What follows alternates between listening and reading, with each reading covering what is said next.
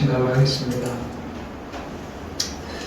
내가 만나는 지인들과 대화를 이렇게 하다 보면 정말 깜짝깜짝 놀랄 때가 많아요. 이 가정에는 도저히 이러한 문제가 있을 거라고 생각하지 못했는데 대화를 이렇게 하면서 정말 상상할 수 없는 그러한 삶의 문제를 안고 있는 이런 사람들을 볼 때가 많이 있어요.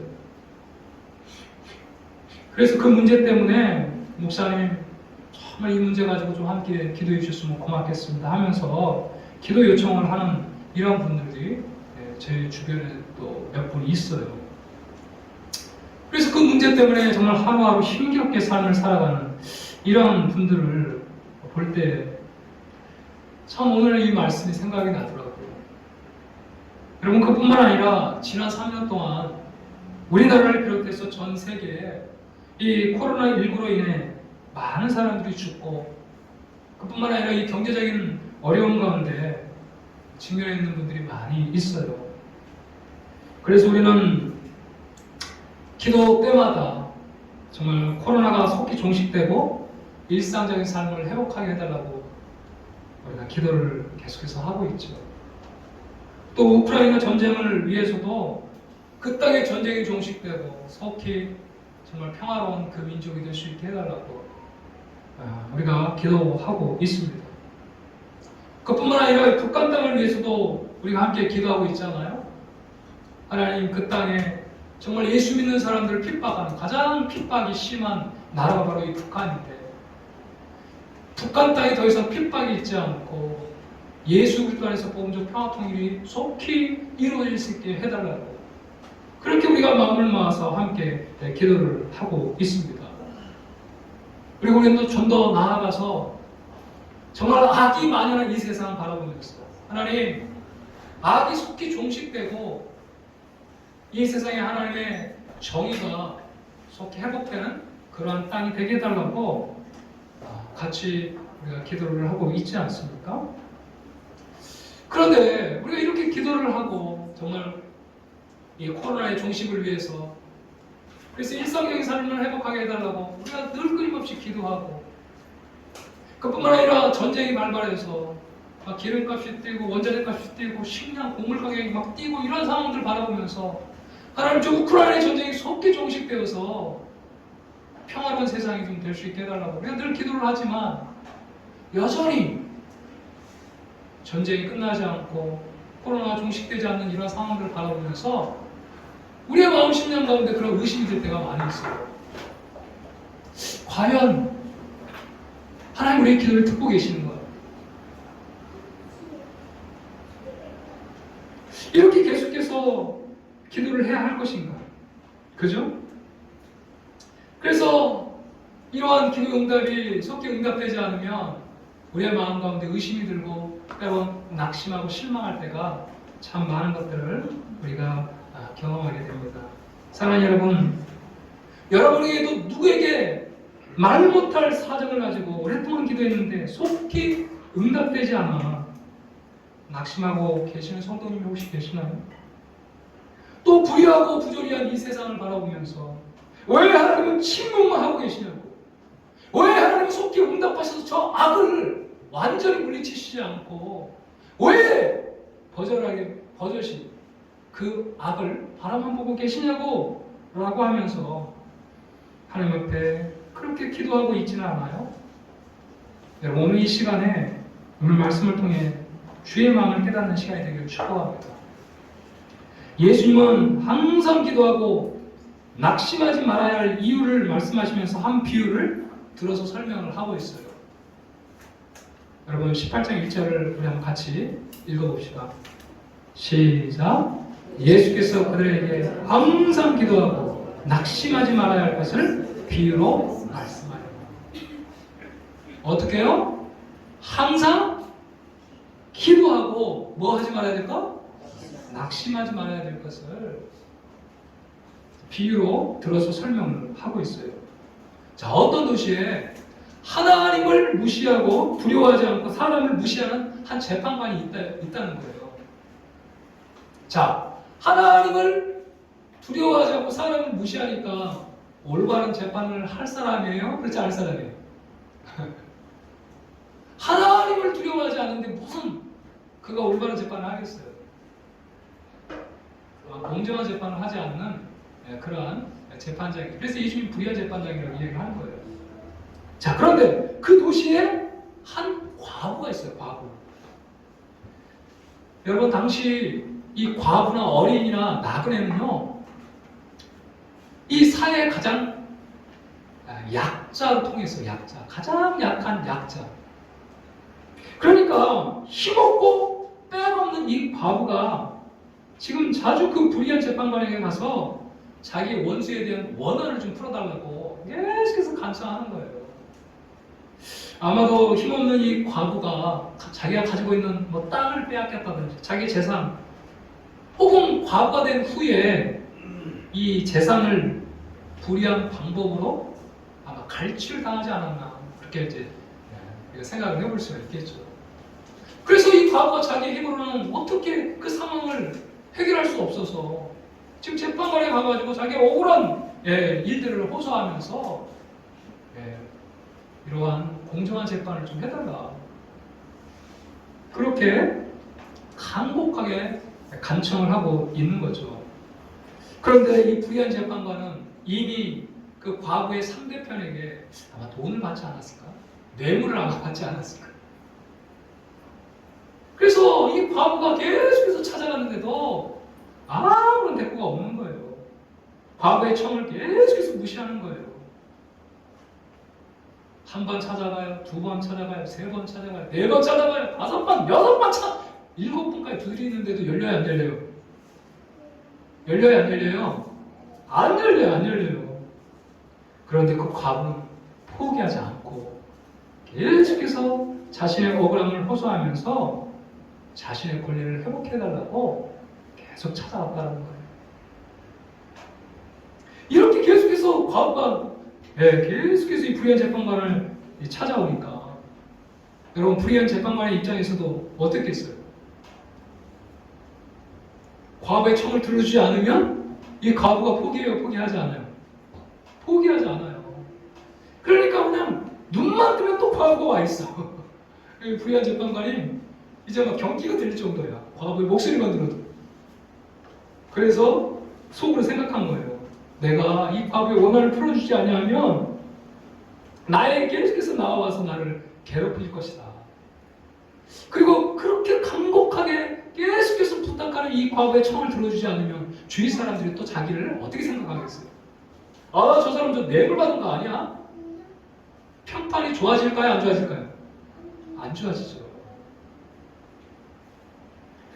그래서 속으로 생각한 거예요. 아, 이 과부가 계속해서 나를 괴롭게 할까봐 이 청을 들어줘야 되겠다. 그때 예수님께서 6절에서 이렇게 말씀합니다. 주께서 또 이르시되 불의한 재판장이 말한 것을 들으라. 불의한 재판장이 말한 것 뭐예요? 불의한 재판관이 뭘 말했어요? 5절, 우리 다시 한번 5절 한번 시작. 이 과부가 나를 번거롭게 하니 내가 그 원한을 풀어주리라. 그렇지 않으면 늘 와서 나를 괴롭게 하리라 하였느니라. 이 불의한 재판관이 말한 것을 한번 들으라는 거예요. 과부가 나를 번거롭게 하니 내가 그 원한을 어떻게 하리라? 풀어주리라. 여러분, 그래서 예수님께서 7절에 그렇게 말씀합니다. 하물며 우리 7절도 한번 같이 읽어봅시다. 하물며 하나님께서 그 밤낮 부르짖는 택하신 자들의 원한을 풀어주지 아니하시겠느냐. 그들에게 오래 참으시니. 불의한 재판장이 그 과부가 날마다 번거롭게 찾아와가지고 그 원한을 풀어달라고 간청을 하니까 그 간청에 못 이겨가지고 그 불의한 재판관이 그 과부의 그 원한을 풀어주었다고 한다면 하물며 우리가 섬기는 하나님께서 우리가 밤낮 부르짖는 그 기도 들어주시지 않겠냐, 이런 말이에요. 하나님은 불의한 재판관과 지금 대조가 되고 있죠. 그죠? 불의한 재판관과 하나님은 전능하신 재판장이세요. 하나님은 공의로운 재판장이시고 그 공의로우신 하나님은 또 인자하신 재판장이신 줄로 믿습니다. 우리 신명기 10장 17절 18절을 보니까 너희 하나님 여호와는 신 가운데 신이시요 주 가운데 주시요 크고 능하시며 두려우신 하나님이시라. 사람을 외모로 보지 아니하시며 뇌물을 받지 아니하시고 고아와 과부를 위하여 정의를 행하시며 나그네를 사랑하며 그에게 떡과 옷을 주시나니. 우리 하나님은 가장 크신 전능하신 하나님이세요. 그 하나님이 공의로우신 하나님이시고 공의뿐만 아니라 인자하신 하나님이라고 지금 말씀하고 있는 거예요. 재판관은 과부를 무시하였지만 하나님은 그분이 택한 백성들의 아버지가 되시는 분이에요. 여러분, 이 불의한 재판장은 지금 과부에 대한 선한 마음이 아니라 이 과부 때문에 자기의 평판이 자기가 피해를 입을까봐 과부에 총을 들어 주었지만 하나님은 자신의 전부를 주면서까지 그의 택한 백성을 사랑하시는 분인 줄로 믿습니다. 여러분, 이 불의한 재판장도 과부가 계속해서 울부짖으니까 그의 청을 들어주어서 그 억울함을 풀어주었다고 한다면 오늘도 우리를 택하신 그 하나님이 밤낮 부르짖는 우리의 기도에 왜 응답하시지 않겠느냐 지금 말씀하고 있는 거예요. 그래서 예수님이 오죽했으면 또다시 반복해서 이렇게 이야기를 합니다. 하물며 하나님께서 그 밤낮 부르짖는 택하신 자들의 원한을 풀어주시지 아니하겠느냐? 그들에게 오래 참으시겠느냐? 그들에게 오래 참으시겠느냐? 오랫동안 모른 채 하면서 그렇게 내버려 두시겠냐? 하나님 그런 분이 아니라는 거예요. 하나님 그렇게 하지 않겠다라는 거예요. 그래서 8절에 내가 너에게 이르노니 속히 그 원한을 풀어주시리라. 할렐루야. 아멘. 하나님은 자기의 택하신 자들, 그리스도 앞에 있는 이 제자들과 그 제자들을 통해 주를 믿게 된 우리 모두에 부르짖는 이 소리, 결코 하나님을 외면하실 그런 분이 아니라는 것입니다. 우리가 당하는 억울한 일들, 우리가 흘리는 눈물, 우리가 견디고 있는 핍박과 고난을 모른 채 하실 그런 하나님이 아니시라는 거예요. 속히 그 원한을 풀어주시겠다, 우리 하나님 말씀하고 있다는 것입니다. 여러분, 누가복음 11장 13절을 보면 너희가 악할지라도 좋은 것을 자식에게 줄 줄 알거든 하물며 너희 하늘 아버지께서 구하는 자에게 성령을 주시지 않겠느냐. 하나님은 예수님을 통해 우리의 모든 죄를 사하시고 우리 모두는 예수님 때문에 하나님 앞에서 여러분 입양되어 양자된 그런 사람들인 줄 믿습니다. 우리는 다 하나님의 양자예요. 양자. 우리 하나님의 자녀란 말이에요. 너희가 악할지라도 좋은 것을 자식에게 줄 줄 알거든. 제가 어떤 영화를 한번 이렇게 본 적이 있는데요. 아버지가 도둑이에요, 도둑.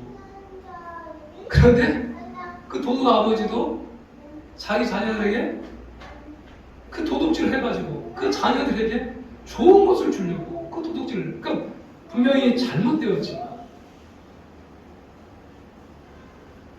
목적이 잘못되었지만 그럼에도 불구하고 자기의 힘과 능력으로 할 수 없어서 도둑질까지 해가면서 그 자녀들에게 좋은 것을 주려고 몸부림치는 그런 영화를 한번 본 적이 있어요. 너희가 악할지라도 좋은 것을 자식에게 줄 줄 알거든 하물며 너희 하늘 아버지께서 구하는 자에게 여러분 성령을 주신다고 해서 성령을 주신다는 말이 무슨 말일까요? 성령. 하나님은 자기의 전부를 주신 분이라는 거예요. 성령 하나님은요, 하나님이시잖아요. 구하는 자에게 성령까지 주셔. 로마서 8장 32절을 보니까 자기 아들을 아끼지 아니하시고 우리 모든 사람을 위하여 내주시니까 어찌 그 아들과 함께 모든 것을 우리에게 주시지 아니하시겠느냐. 할렐루야. 자기 아들을 아끼지 아니하시고 모든 사람을 위하여 내주십니다. 예수님을 우리를 위해 내어주신 그 하나님께서, 하나밖에 없는 독생자를 우리를 위해 내어주신 그 하나님께서 우리를 위해 뭘 하나님께서 주저하시겠냐고 말이에요. 가장 소중하고 소중한 하나님의 보험을 이루인 예수 그리스도의 생명을 우리까지 내어주셨다고 한다.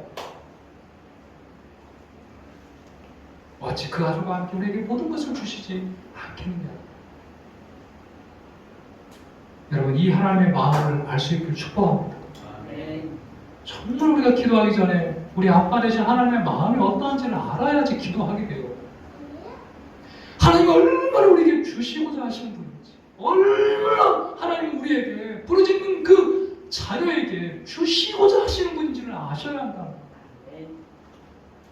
여러분, 우리가 거창하게 맨날 교회 나와서 우리가 함께 기도하고 이러지 않아도 우리의 삶의 위치에서 걸어가면서도 기도하고 이 하나님 아버지를 안다고 한다면, 우리에게 정말로 성령까지 주시고자 원하시는 그 하나님의 마음을 안다고 한다면, 우리는 우리가 처해 있는 어디서든지 하나님 앞에 기도할 수 있는 줄로 믿습니다. 걸어가면서도 하나님 감사해요. 하나님, 사실 나에게 이런 문제가 있거든요. 하나님 아시죠?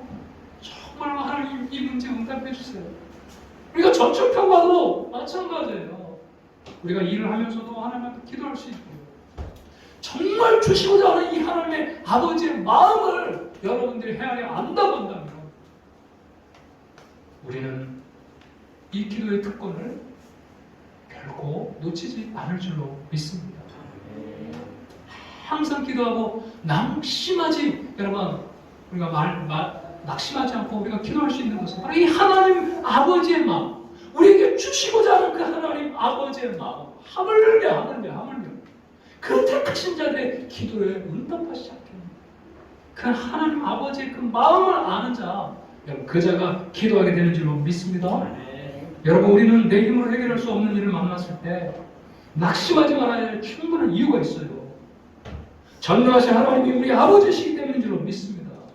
슬프고 고통스러운 일 가운데 낙심하지 말아야 될 이유가 있어요.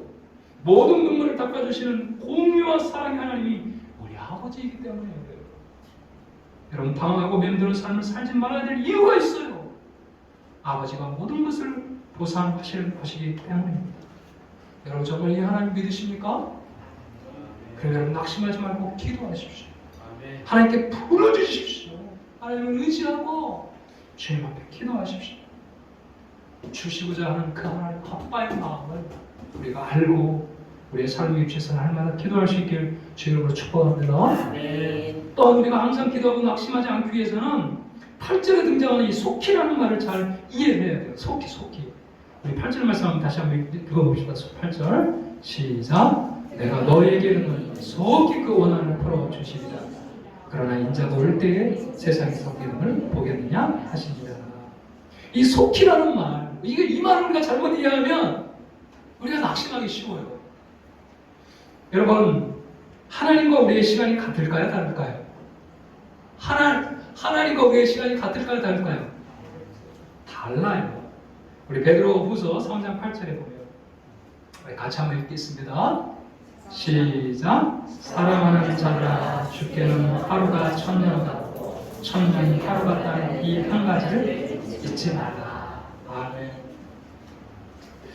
어떤 사람은 주님이 더디 오신다고 하면서, 그가 예수님이 구름 타고 올라가신 그대로 다시 오리라고 했는데, 아유, 그 말 뻥 아니야? 2000년이시라도 오지 않는 이 예수님 바라보면서 정말 주님이 오실까? 다시 이 땅에 재림하실까? 근데 여러분, 하나님의 시간은 어때요? 하루가 어때요? 천년. 천년이 어때요? 하루가 어때요? 이 하나님의 타이밍과 우리의 타이밍을 여러분 구분할 줄 알아야 돼요. 이 속히라는 말을 우리의 입장에서만 가지고 해석하면 우리는 쉽게 낭망할 수가 있어요.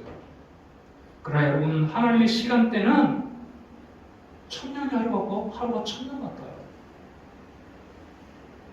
이것을 우리가 잊지 말아야 한다는 것입니다. 그래서 우리는 속히라는 이 말을 우리 식으로 이해해서 쉽게 응답되지 않는다고 여러분 절망해서는 안 된다는 거예요. 제가 몇 번 이 간증을 했는지 모르겠지만, 제가 98년도에요 비전 트립을 갔다 왔어요. 그래서 이스라엘 비롯해서 터키, 불가리아, 이집트, 영국 이렇게 5개국을 갔다 왔는데, 그때 이 비전 트립을 가기 위해서 200만 원, 여러분 거의 한 달 가량은 200만 원을 갔다 올 수 있어요. 그런데 그 당시에 나에게 200만 원은 너무너무 큰 돈이었어요. 정말 하나님 앞에 기도하면서 이것이 하나님의 뜻이라고 생각했기 때문에, 그래서 이 이슬람 선교에 대해서 이제 그 비전 트립을 갔다 오게 됐는데, 계속해서 기도하게 되는데 이 돈이 채워지지 않는 거예요. 150만 원까지 채워졌어요. 근데 50만 원이 채워지지 않는 거예요. 얼마나 마음이 절망이 되든지 그래도 하나님께서 채워주실 걸 믿고 공항까지 갔어요. 근데요, 신기하게도 그 공항에서 함께 비전 트립을 가기로 했던 한 멤버가 갑자기 사연이 생긴 거예요. 그래서 그 공항에서 그 돈, 그 50만 원을 나에게 주겠다는 거예요. 참 제가 그 과정을 통해서 얼마나 제 인생에 그게 아주 깊이 각인이 됐던지 제가 이 간증을 꼭 합니다. 결코 포기하지 말라는 거예요. 하나님께서는요, 하나님의 때가 있어요. 그 과정을 통해서요, 진짜 하나님 한 분만을 의지하는지, 하나님 그것을 끝까지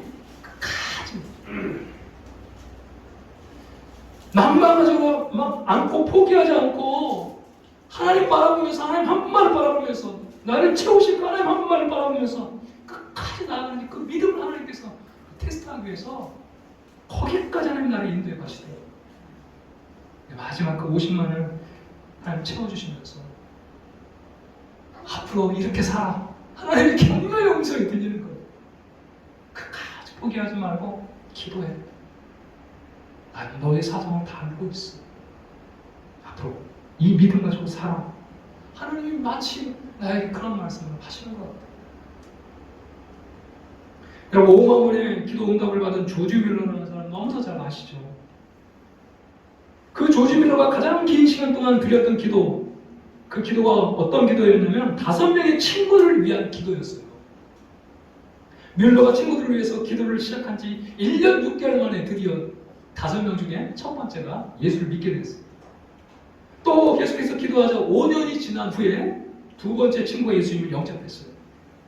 그리고 12년이 지난 후에 세 번째 친구가 예수님을 영접했어요. 그러나 아무리 기도해도 이 네 번째와 다섯 번째 친구가 예수를 믿지 않는 거예요. 이제 52년이 지났어요.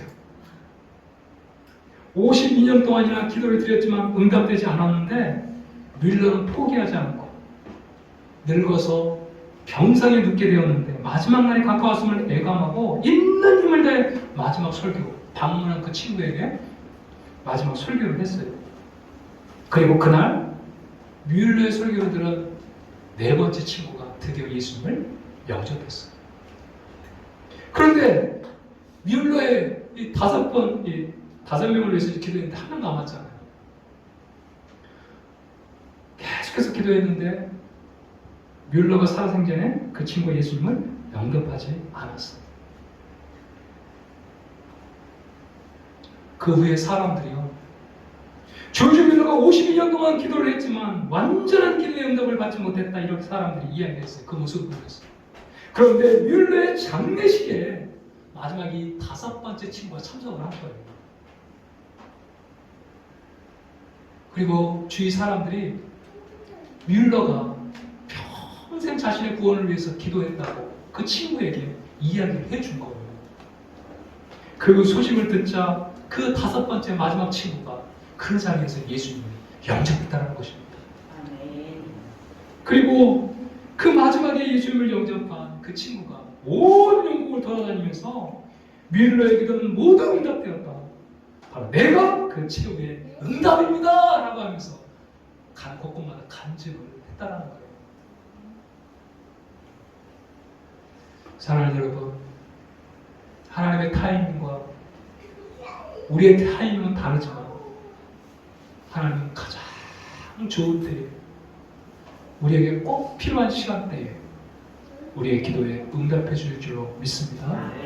그 기다림의 시간, 하나님 나를 만들기 위해서 잠시 그 기도에 유보하고 있지만 그 기도를 통해서 나를 더 성숙시키시고 더 하나님을 믿게 하시니 더 하나님을 의지하게 절대 믿음의 사람으로 우리를 키우기 위해서 잠시 하나님께서 유보하고 있을 뿐이지 결국 그 기도가 여러분 유산되거나 여러분 사라지지 않는 줄로 믿습니다.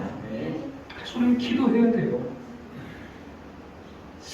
이제 끝으로 예수님 우리에게 이렇게 질문합니다. 8절에서 우리 8절 마지막에 보면 그러나 인자가 올 때에 세상에서 믿음을 보겠느냐.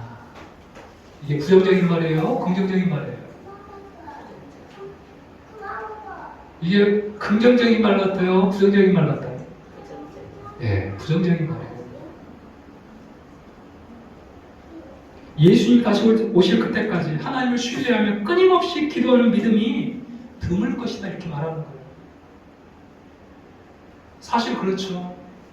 우리 가정에 누군가가 한 명이 아프거나 또 주님을 따른다고 하면서도 경제적인 어려움을 겪거나 또 십자가의 길을 가는데 핍박을 받거나 나는 예수님을 이렇게 열심히 섬기는데 믿지 않은 저 사람들이 나보다 더 잘 살 때 우리의 믿음이 흔들려요? 흔들리지 않아요? 흔들려요. 그래서 예수님이 그러나 인자가 올 때 세상에서 믿음을 보겠느냐 이렇게 말씀하고 있어요. 그러나 이걸 조금 더 긍정적으로 한번 바라보면 예수님이 마치 이렇게 질문하시는 것 같아요. 한성아, 내가 올 때까지 세상에서 믿음을 보이겠니? 마치 이렇게 질문하는 것 같아요. 가족 중 한 명이 중한 질병에 걸려도 하나님을 섬기면서도 경제적인 어려움이 닥쳐와도 빛과 소금처럼 살면서 오히려 고통스러운 이 핍박이 찾아와도 또 우리를 억압하는 이 악한 이 아들들이 우리보다 더 잘 되는 이러한 모습을 볼 때에도 너는 변함없이 그 믿음을 가지고 항상 기도하며 낙심하지 않겠니? 이렇게 마치 질문하는 것 같아요. 사랑하는 여러분, 예수님이 질문에 여러분 어떻게 대답하시겠어요? 예수님, 나는 장담하지 못하지만 그러나 주님이 보실 수 있도록 그렇게 항상 기도하며 낙심하지 않는 삶을 살겠습니다. 어떠한 상황에서도 주님의 사랑을 의심하지 않겠습니다. 주시고자 하시는 그 하나님의 마음, 그 아빠의 마음, 우리의 기도에 응답하고자 하는 그 아빠의 마음, 그 마음 간직하고 낙심하지 않고 항상 기도하겠습니다. 사랑하는 여러분, 오늘 이 말씀 우리가 다시 한번 기억하면서 주의 마음을 우리가 붙잡고 항상 우리 삶 가운데 기도할 수 있는 저희 여러분이 되길 축복합니다. 네, 이 말씀 우리 함께 읽고 마치도록 합시다. 우리 같이 읽겠습니다. 구하라 그리하면 너에게 주실 것이요 찾으라 그리하면 찾아낼 것이요 문을 두드리라 그리하면 너에게 열릴 것이요 구하는 이는 받을 것이요 찾는 이는 찾아낼 것이요 두드리는 이에게는 열릴 것이니라. 아멘. 할렐루야. 아멘. 오늘 하나님의 말씀 마치고요. 오늘 우리 이효선 선교사님 나오셔서 우리에게 그동안 있었던 우리 이효선 선교사님이요. 무려 우리가 지금 다시 본 지가 한 4년 됐을 거예요. 저희가 개척 딱 하고 저희 교회에 오셔서 같이 예배 드리시고 나가셨거든요. 벌써 저희가 4년, 만 4년, 11월이 만 4년이 되는데